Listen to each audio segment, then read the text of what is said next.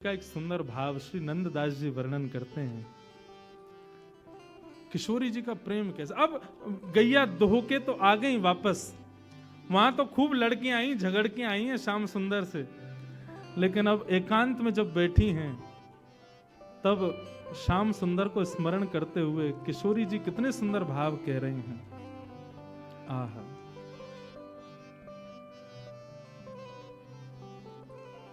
बहुत सुंदर भाव।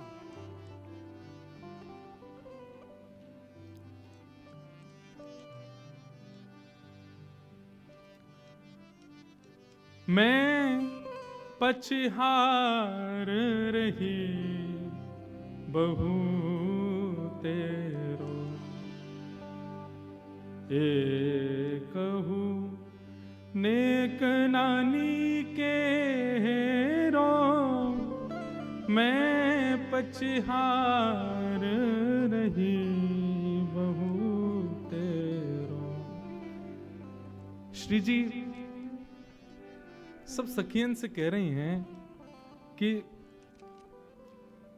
ठाकुर जी कैसे हैं, मुकु नेक बताओ, नेक मुकु सुनाओ उनके बारे में। सब सखी बोली अभी अभी तो मिलके आए हैं, अभी अभी तो उनसे खूब लड़ झगड़ के आए हैं, और रोज ही कोई ना कोई लीला होवे श्री जी। पर हम हर बार देखें कि आप जब भी एकांत में आके बैठो फिर सबन से कहो कि नेक थोड़ा कृष्ण के बारे में बताओ, उनके रूप के बारे में बताओ। आप जाओ तो हो उनसे मिलवे, सामने खड़े हो, मैं नेत्रन से निहार ले करो। फिर ये आप एकांत में आकर के क्यों कहो कि श्याम सुंदर कैसे हैं, नेक उनके रूप को वर्णन करो।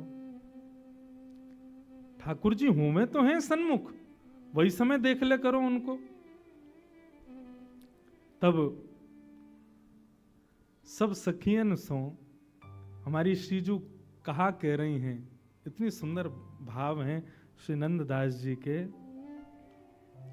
बोले अरे सखी कहा बताऊं, तुम लोग बड़ी सौभाग्यशाली हो जो नयन भर के श्याम सुंदर को देख लेती हो, लेकिन मेरी स्थिति ऐसी होती है कि एक क्षण से अधिक यदि मैं नेत्रों से श्याम सुंदर को देखती हूं तो उतने में मेरी स्थिति क्या होती है। छिनहि में भर आवत पानी, श्याम रूप कहाँ छिन में जान।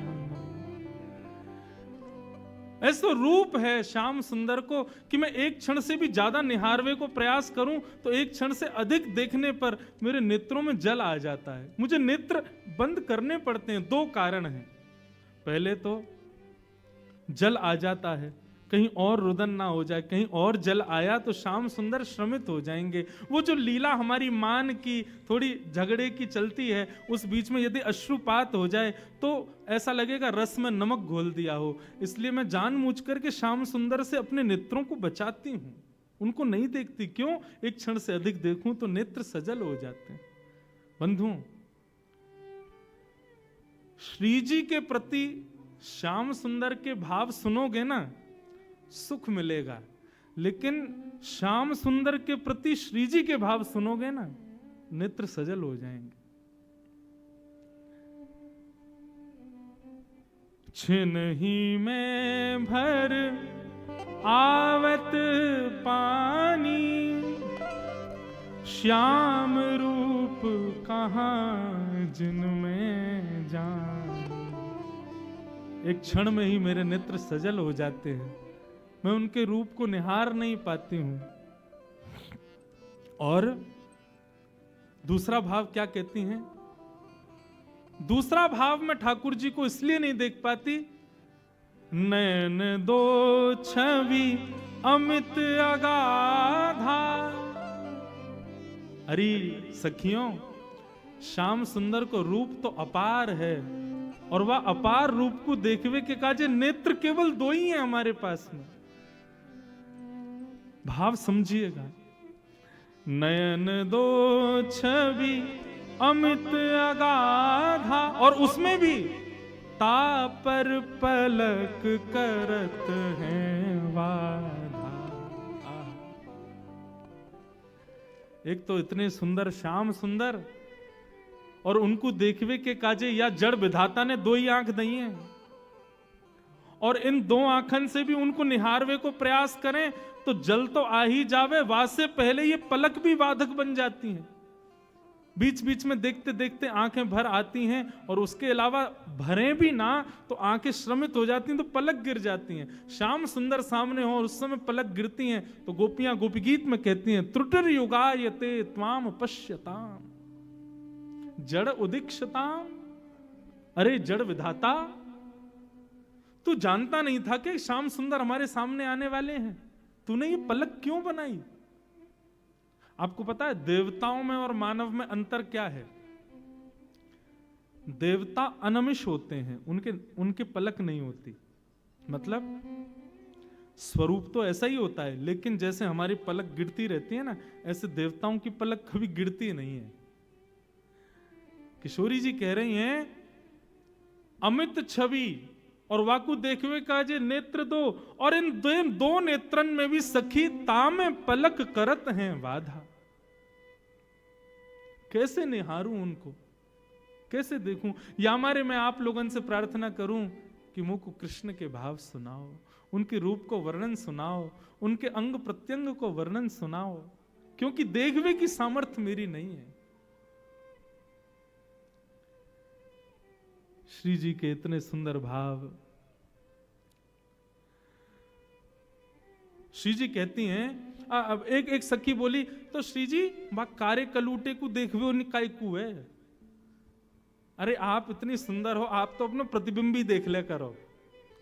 आपको प्रतिबिंब को जो स्वरूप है ना, वह स्वरूप को ही ने सांवलो बना दिया जाए तो ऐसा लगेगा श्याम सुंदर ही है। आप तो खुद को ही देख ले करो, वह नंदनंदन को देख के कहा करना है आपको। तब श्री जी कहती हैं, जो ब्रज दीनो जन्म हमारो। अरे सखियों ध्यान से सुनो, यदि ब्रज में हमारा जन्म हुआ है तो ब्रज में जन्म लेने का एक ही कारण है। क्या? जो ब्रज दीनो जन्म हमारो, देखन को मन मोहन प्यारो। ब्रज में जन्म खाने पीने हंसने बैठने घूमने फिरने के लिए नहीं हुआ है। इस ब्रज में जन्म केवल श्याम सुंदर मनमोहन को देखने के लिए ही हुआ है। उनको नहीं देखेंगे तो कैसे काम चलेगा? हमारे यहां तो ब्रज की गोपियां श्रीमद् भागवत के वेणु गीत में कहती हैं, कभी अवसर मिलेगा ना लाल जी के ससुराल में वेणु गीत भी सुनाए। श्री जी तो आ ही जावे। वेणु गीत भी बहुत सुंदर है श्रीमद् भागवत का। गोपी गीत सबने सुना है, लेकिन भागवत के कई ऐसे अप्रकट गीत हैं, उनका भी अद्भुत भाव है। जैसे वेणु गीत, युगल गीत, श्रीमद् भागवत के ऐसे। अब वेणु गीत में क्या होता है? ठाकुर जी वन चरा रहे हैं गैया में, वन में चरा रहे हैं गैया, और वहां बैठ करके वेणु वाद्य कर रहे हैं। उस वेणु की ध्वनि को सुन करके गोपियां नेत्रबंद करती हैं, और नेत्रबंद जैसे ही करती हैं तो हृदय में ही ठाकुर जी की वो छवि प्रकट हो जाती है जो वन में लीला हो रही है, और उसका वर्णन गोपियां करती हैं। अब श्याम सुंदर ऐसे चल रहे हैं, अब श्याम सुंदर ये लीला कर रहे हैं, वही वेणु गीत है। वेणु गीत में गोपियां कहती हैं, अक्षणवताम फलमिदम न परम विदाम। बोले भैया ये नेत्र किस लिए मिले हैं?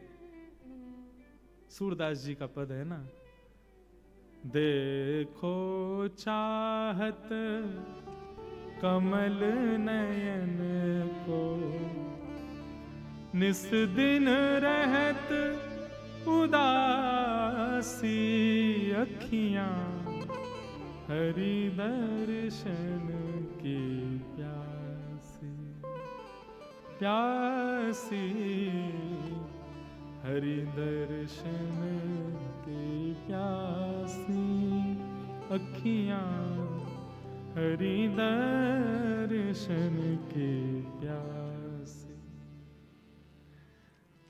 श्याम सुंदर को निहारो। किशोरी जी कह रही हैं, जो ब्रज दीनो जन्म हमारो, देखन को मनमोहन प्यारो। उनको देखने के लिए ही हमारा जन्म ब्रज में हुआ है।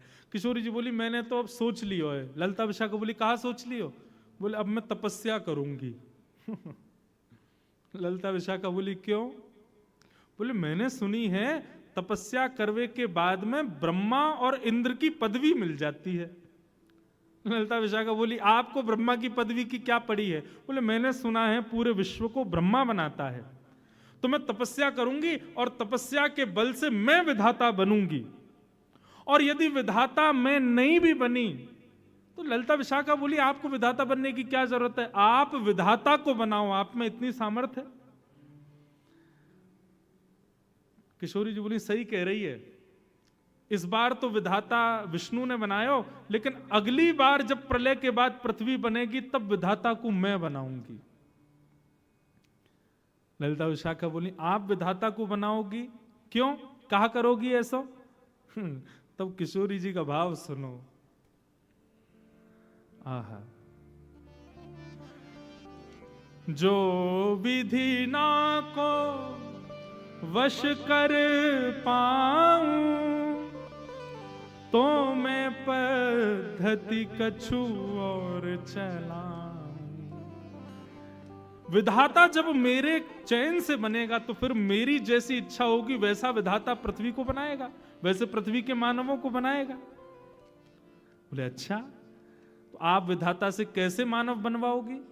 बोले या विधाता ने तो 2 आंख वाले मानव बनाए, लेकिन जब मैं विधाता को बनाऊंगी या मैं विधाता बनूंगी तब रोम रोम प्रति नैन बनाऊं। मैं विधाता को आज्ञा करूंगी कि भैया मानव बनाइयो, लेकिन मानव के जितने तेने रोए बना दिए ना बेमतलब के, कहा काम है इनको, इन प्रत्येक रोम में नेत्र प्रकट कर दियो।